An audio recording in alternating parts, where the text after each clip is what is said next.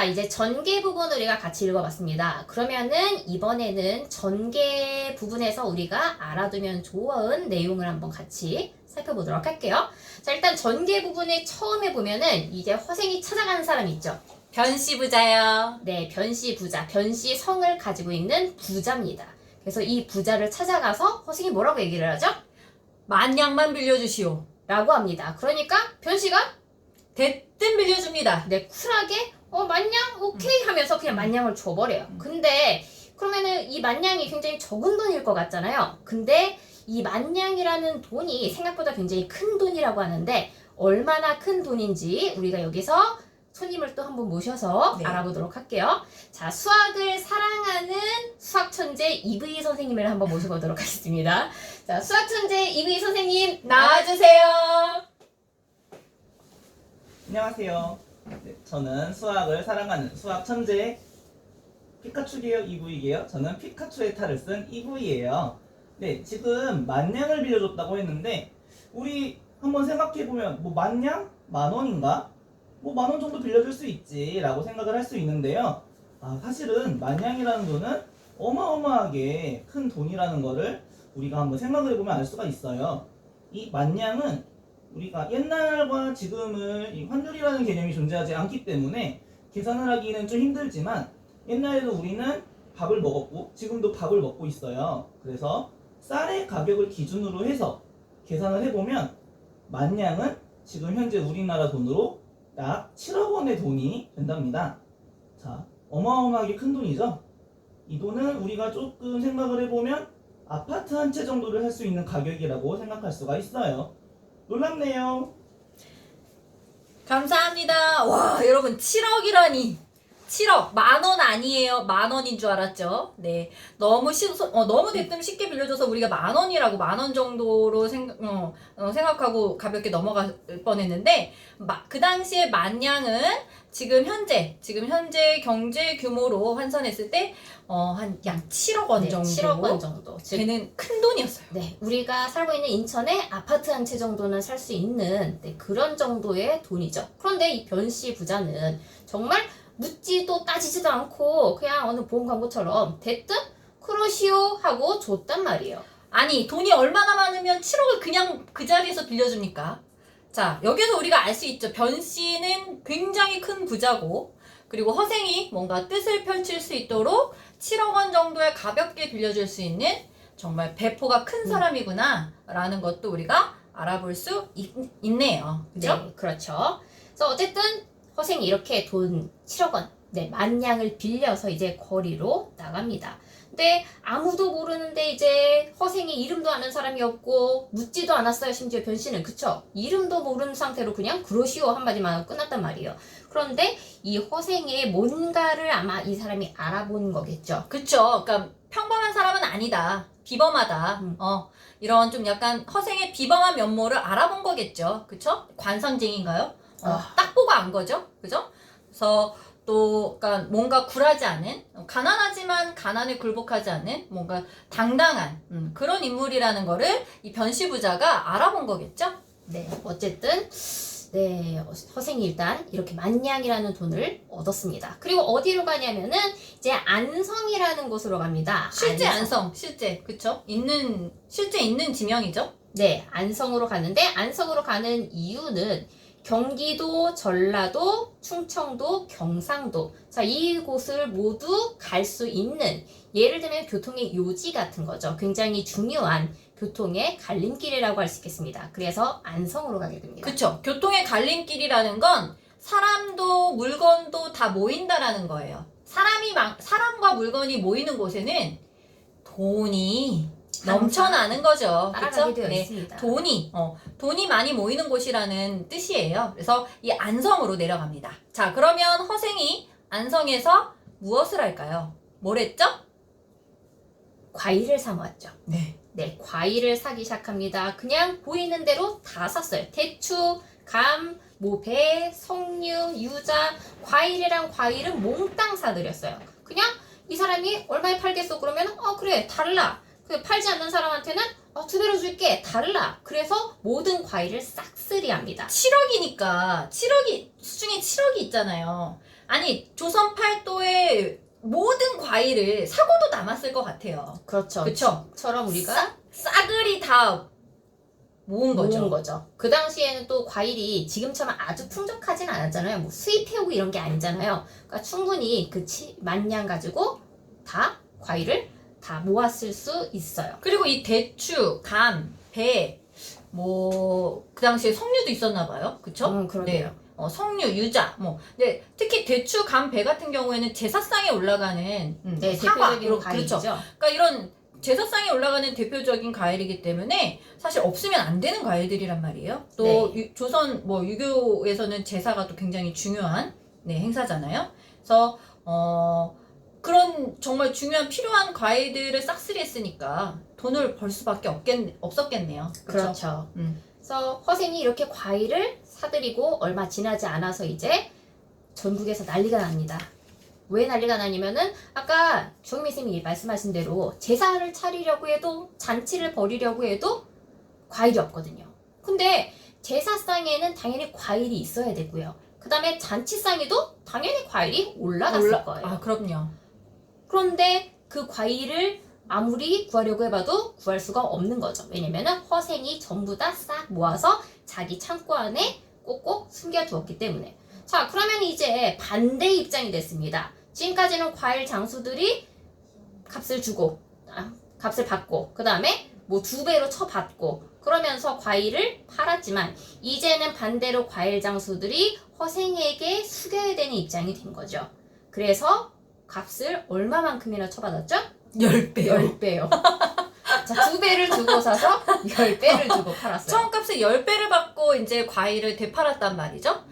이게 정말 나쁜 거죠. 사재기잖아요. 네, 사재기. 우리가 지금 익히 알고 있는 말로는 사재기라고 하고, 그 다음에 좀 있어 보이는 말로 매점매석이라고 합니다. 네. 매점매석이라는 말을 네. 우리가 씁니다. 지금 허생도 이 행위가 올바른 행위라고는 생각하지 않았던 것 같아요. 허생이 뭐라고 했냐면은요. 허허, 겨우 만냥으로 나라의 경제를 흔들어 놓았으니 이 나라 형편이 어떤지 알만하구나. 겨우 만냥으로, 겨우 7억으로 이 조선 사회의 경제를 흔들어 놨다라는 거죠. 그러니까 한 나라의 경제를 흔들어 놓았을 정도의 일이었기 때문에 사실 이 허생 자체도 자기가 한 행위가 올바른 행위라고는 생각하지 않았던 것 같아요. 근데 이런 올바르지 않은 행위로 돈을 벌었잖아요, 허생이. 그렇죠. 자, 이런 행위를 왜 이 작품 안에 설정을 했을까, 작품 안에 등장시켰을까라는 것도 우리가 조금 생각해볼 문제인 것 같아요. 네, 그래서 한번 조선의 그 당시 경제 구조에 대해서 우리가 한번 체크를 하고 넘어갈 필요가 있을 것 같습니다. 그러니까 겨우 7억으로 한 나라의 경제가 왔다 갔다 했다라는 거니까 그 당시 조선 사회 경제가 얼마나 취약했는지를 알아볼 수 있는 대목인 거죠. 그렇죠. 뭔가 그 경제 상황에 대해서 이런 경우에 어떻게 대처할 방법이 전혀 없고, 그 다음에 뭐 정부에서도 어떻게 해결을 해줄 수 있는 문제도 아닐 뿐더러, 그러니까 결국에는 달라는 대로 줄 수밖에 없었던, 근데 이런 구조를 살펴보면은 그 당시 경제 구조가 지금의 우리나라의 구조와는 좀 달리 굉장히 한 사람이 춤을 주무를 수 있을 만큼 굉장히 취약했다는 것을 알 수가 있겠습니다. 네. 또 하나 좀 살펴보자면, 그러니까 과일 안 먹어도 그만 아닙니까? 그쵸? 안 먹어도 그만인 건데, 사실 그 과일을 못 사서 안달이었다라는 건, 그때 당시에 뭐 잔치, 연행, 그쵸? 잔치나 특히 제사, 이런데 과일을 꼭 올릴 수밖에 없었던, 그런 문화가 있었고, 그에 따르기 위해서, 과일을 꼭 살 수밖에 없었다라는 거. 그래서, 안 먹어도 되는데, 그런 연회나 뭐 제사, 같은 허례허식이라고 생각을 한 거죠. 굳이 필요하지 않은데 살아가는 데 있어서 정말 꼭 필요한 건 아니지만 갖추기 위해 필요한 것들이 과일이었고 그 과일을 사기 위해서 처음값의 10배를 지불했을 정도니까 그 점을 조금 작가는 작가는 허생이라는 인물을 통해서 좀 약간 비판하려고 한 것이 아닌가. 그때 네. 당시 양반들이 가졌던 이런 허례허식 이런 것들을 비판하고자 이런 설정을 한 것이 아닌가라고 생각을 한번 해볼 수도 있을 것 같아요. 네, 네. 충분히 그렇게 생각을 할 수 있을 것 같습니다. 박지원이라는 사람이 다른 소설도 몇 개 썼는데 네, 그 소설마다도 이제 양반에 대한 비판 의식이 조금 나오거든요. 그래서 여기서도 우리가 한번 그런 점을 적용해서 한번 작가론적 입장에서 살펴볼 수 있을 것 같아요. 자, 이렇게 10배 번 돈을 가지고 또 어딜 가냐면은요, 제주도를 가요. 그죠? 네, 그래서 제주도를 갈 때 그냥 간 게 아니라 칼, 호미, 뭐 실이며 배, 솜 따위를 모조리 사들여서 제주도로 갑니다. 그리고 그걸 팔아서 말총이란 말총은 모두 또 거두어 드립니다. 또 사재기를 한 번 더 한 거죠. 말총은 갓과 망건을 만드는 재료라고 해요. 네. 갓 알죠? 여러분들 갓. 갓. 우리 사고 보면은 다 갓 쓰고 있잖아요. 그 까만 모자 있잖아, 네. 우리. 네, 그거를 만드는데 말총, 말의 꼬리 털을 씁니다. 네. 그래서 말총이란 거를 우리가 꼭 그 당시에는 굉장히 필요로 했던 재료라고 할 수 있죠. 갓 같은 경우에 이제 양반 계층이 또 많이 쓰죠. 네. 그래서 양반 계층의 뭐랄까 품위를 유지하기 위해서 반드시 필요한 재료라고 보면 될 것 같아요. 망건은 뭔지 여러분들 궁금해할 수 있을 것 같은데 망건 왜 우리 그 결혼한 남자들 조선시대 결혼한 남자들이 이제 상투 틀잖아요. 상투 틀면 여기 머리 흘러내리지 말라고 여기 이마에 이렇게 네, 띠 같은 거 두르죠? 까만색. 네, 이게 망건이거든요. 이 망건에도 이 말총, 말총 그 꼬리털이 쓰였다고 해요. 어디서 그런 걸 본 적이 있었는데 양반들이 쓰는 망건은 사람 머리털로 만든다고. 이야. 그거는 누구에게서 구해야 되나요? 최고급 망건일 것 같은데 그랬다고 하더라고요. 근데 이제 근데 이것도 뭐 양반이라고 하면 갓과 망건은 필수였기 때문에 이도 또한 또 안 살 수 없는 물품이었잖아요, 당시. 근데 망건 같은 경우에는 서민들도, 그러니까 평민들도 다 결혼하면 망건을 썼단 말이에요, 상투 트니까. 그렇죠. 그쵸? 그러니까 모든 사람의 필수품이고 갓은 양반들의 필수품이고 어쨌든 필수품을 턴 거라고 보시면 될 것 같아요. 그러니까 여기 이 부분이 조금 저는 이 부분을 읽을 때 조금 약간 그랬던 게 지금 칼, 호미, 실, 배, 솜 이런 것들을 모조리 사들여서 건너가서 팔았단 말이죠. 그런데 사실 이런 물품들은 양반들뿐만이 아니라 일반 평민들도 필요하죠. 생활 필수품이에요. 생활 필수품인데 이런 생활 필수품들을 싸그리 사재기를 해서 건너갔다라는 건 정말 용납할 수 없는 해서는 안 되는 되는 바르지 않은 네, 도의적으로는 있어서는 안 되는 일입니다. 사실 경제사범이에요. 네. 지금 지금으로 따지면은 깜빵 들어갑니다. 깜빵 가야 돼. 깜빵 들어가야 됩니다. 그렇죠. 벌금을 어마어마하게 내야 되죠. 그래서 하여튼 뭐 이런 물건을 사재기해서 정말 큰 돈을 벌었단 말이에요, 허생이. 네. 그리고 이 큰 돈을 벌어서 자, 그 다음 행보를 한번 또 우리가 살펴봐야겠죠? 그 다음은 어딜 가죠? 그 다음에는 갑자기 웬 빈 섬을 찾습니다. 그래서 사람이 아무도 살지 않는 무인도가 있는지 한번 주변에 물어보고 다니는데 그래서 결국에는 섬 하나에 대한 얘기를 듣게 되죠. 그래서 그 섬으로 가서 뭔가를 또 꾸미기 시작합니다. 그 섬이 지금 우리 책 내용을 보면 섬이 사문과 장기의 중간쯤 된다고 하거든요. 근데 사문이 지금의 중국 마카오래요. 사문이 중국 마카오고 장기가 나가사키죠. 예. 그래서 지금 나가사키와 그 사문, 그러니까 마카오의 중간 지점, 그러니까 동중국해 한가운데라고 생각하면 될 것 같아요. 네, 그쵸? 네, 동중국해 한가운데 될 것 같아.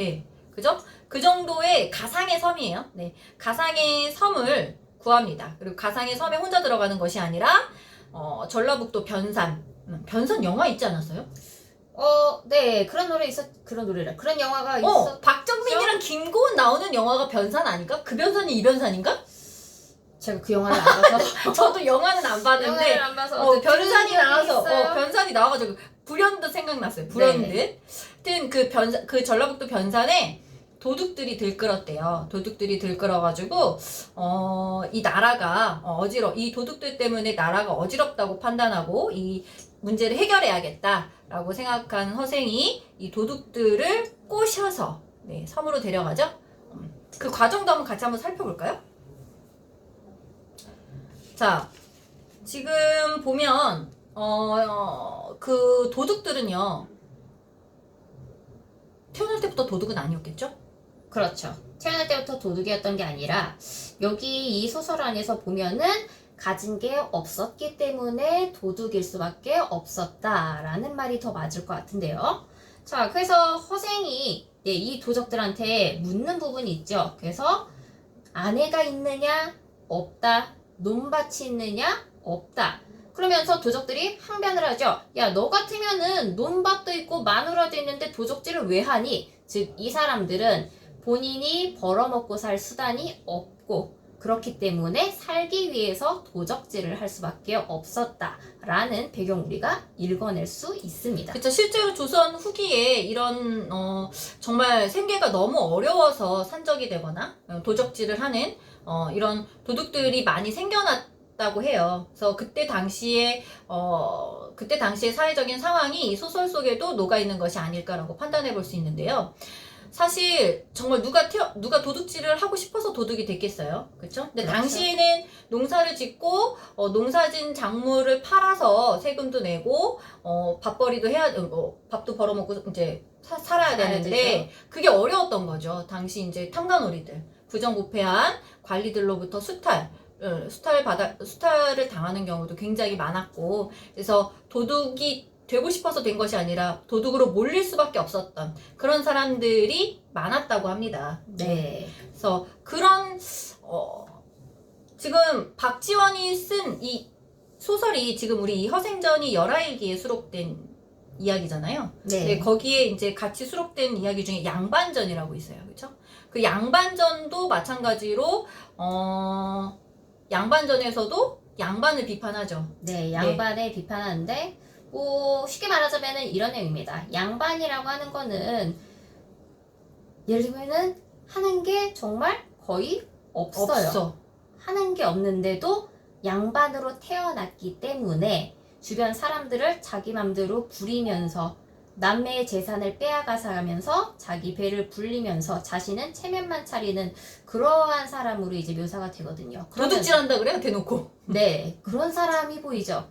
그리고 그 양반들이 또 그러면은 지켜야 될 의무는 없냐면은 하등 쓰잘데기 없는 것들, 허례 허식에, 그 다음에 뭐 유교적인 그 끝판왕에 지금 말하자면 정말 이걸 해가지고 뭐가 이득이 있지 싶을 정도로 정말 생산성이라고는 요만큼도 없는 그런 일들을 하면서 살아요.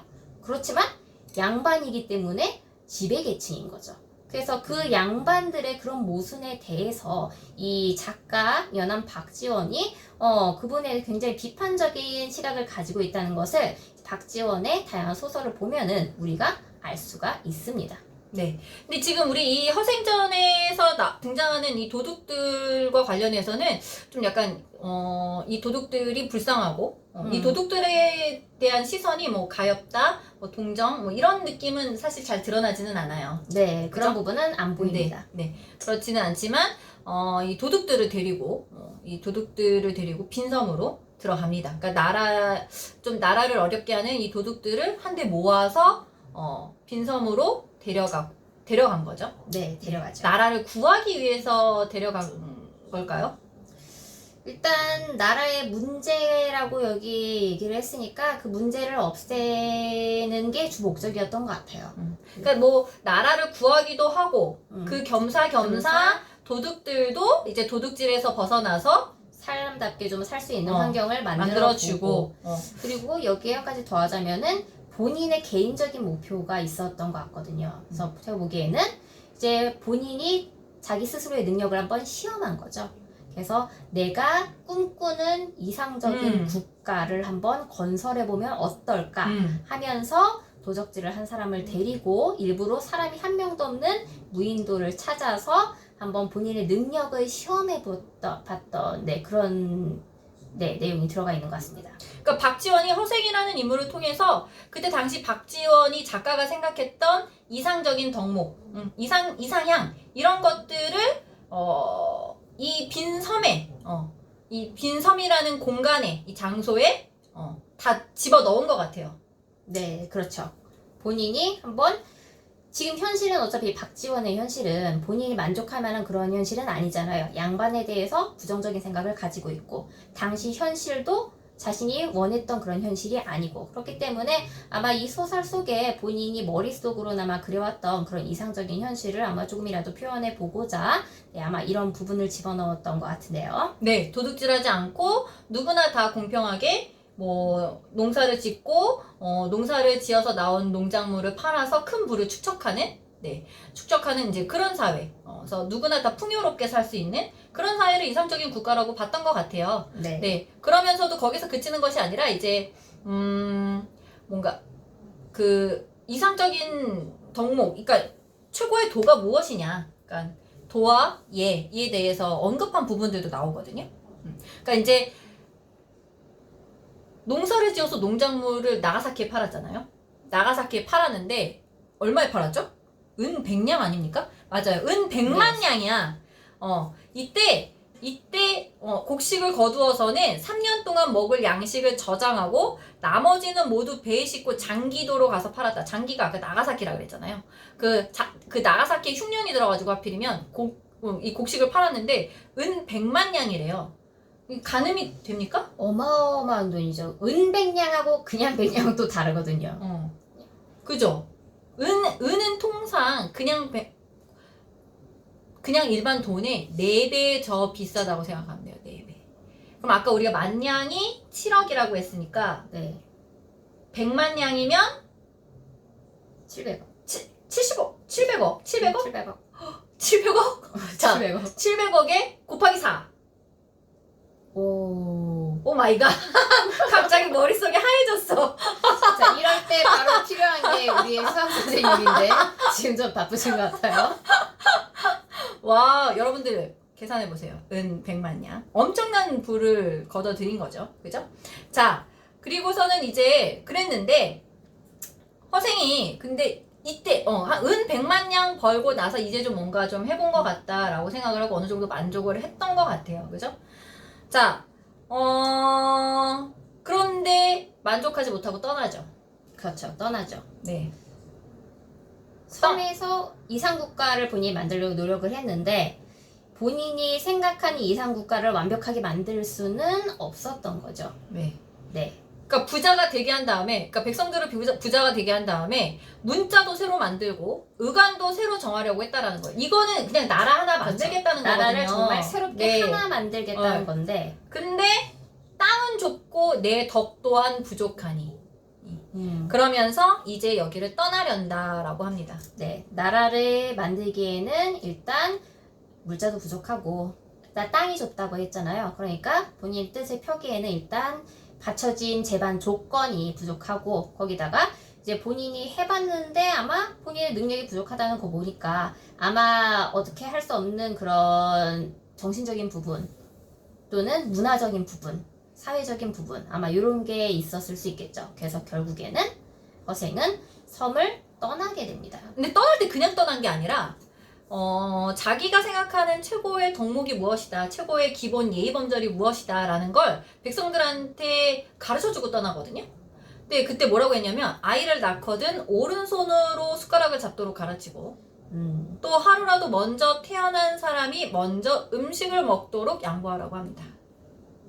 자, 그리고 또 글을 아는 사람들을 모조리 배에 태워서 같이 나가죠. 그쵸? 네. 뭐라고 하면서 같이 나갔냐면 글을 아는 것이 뭐라고 했죠? 네. 화근이라고 했던 글이란 모름지기 재앙의 근원이다. 네, 재앙의 근원이라고 했네요. 이 섬에서 재앙의 뿌리를 없애버려야지. 그래서 글 아는 사람들은 모조리 배에 태워서 나갑니다. 그리고 재산이 너무 많은 것도 화근이기 때문에 100만 냥 중에서 50만 냥 50만 냥은 바닷속에 던져버리고 50만 냥만 남겨두나요? 가지고 가는 거 아닌가요? 네, 가지고 갑니다. 그러네요. 그쵸? 가지고 가면서 이제 구휼을 하죠. 네. 50만 냥은 버리고 50만 냥만 가지고 나오죠. 네. 그리고 다른 사람들 도와주고 가난한 사람들을 도와주고 네, 그러면서 이제 도와주는데 10만 냥 그러면서도 이제 10만 냥이 남았어요. 그래서 이 10만 냥을 돈을 갚으러 가죠. 그쵸 변부자한테 갚죠. 만 네. 냥을 10만 냥으로 갚은 거예요. 그러니까 7억을 70억으로 네, 10배를 불려서 갚았죠. 네, 그죠.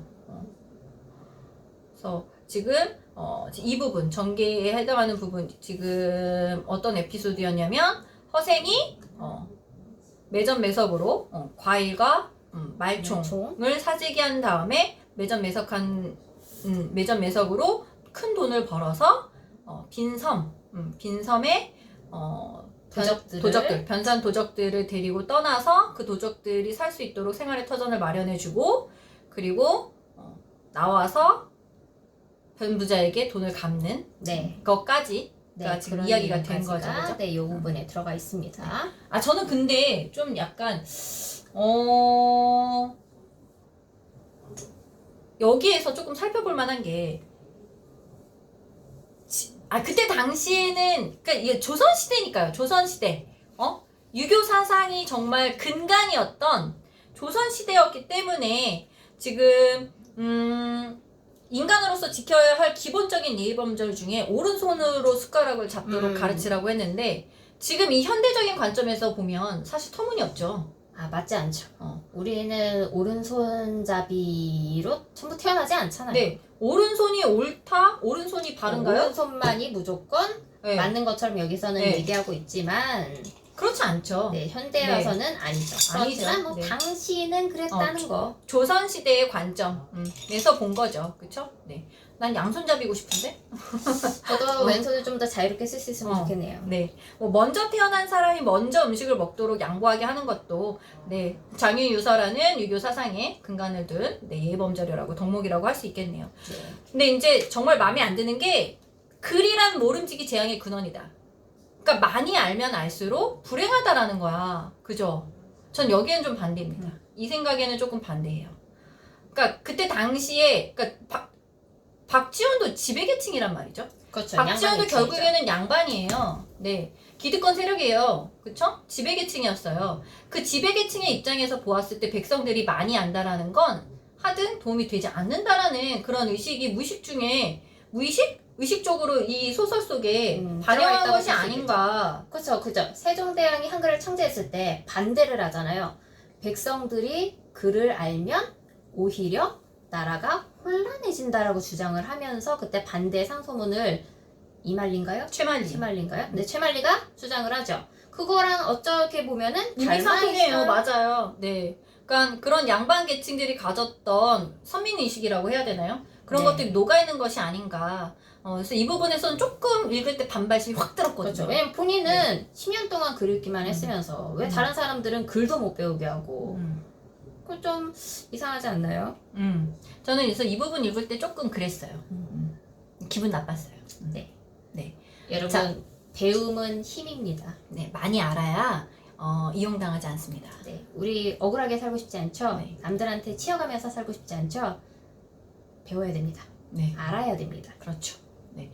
재물이 지나치게 많으면 지나치게 많은 게 혼란을 준다라는 생각에는 뭐 어느 정도 일정 부분 공감을 합니다. 네. 네, 그럴 수 있죠. 네. 뭐 특히나 한 사람이 지나치게 많은 부를 금전을 독점하는 가지고 건 있으면은 네, 그거는 약간 균형을 맞추기가 좀 어렵죠. 지금도 돈 때문에 분쟁이 많이 일어나잖아요. 그럼요. 네. 그래서 친구 사이에도 싸우고 형제 사이에도 싸우고 뭐 부모 자식 간에도 그렇죠. 싸우는데 뭐 큰 돈이 꼭 행복을 가져다 주는 건 아니고 불행을 가져다 줄 수 있지만 어쨌든 학문이 재앙의 근원이 된다는 점에 대해서는 우리가 한번 비판적으로 생각을 해볼 네. 필요가 있다는 거. 그러니까 이 부분에서도 이 작가의 좀 가치관. 네. 음. 작가가 항상 조선시대 사람이라는 걸 잊으면 안 됩니다. 네. 지금 현대 사람이 현대의 아니잖아요. 관점으로는 비판할 수 있지만 네. 우리 조선시대의 관점으로 작품을 한번 네, 이 사람이 당시에는 굉장히 선진적인 사람이었거든요. 박지원이라는 사람이 그 당시에 있어서는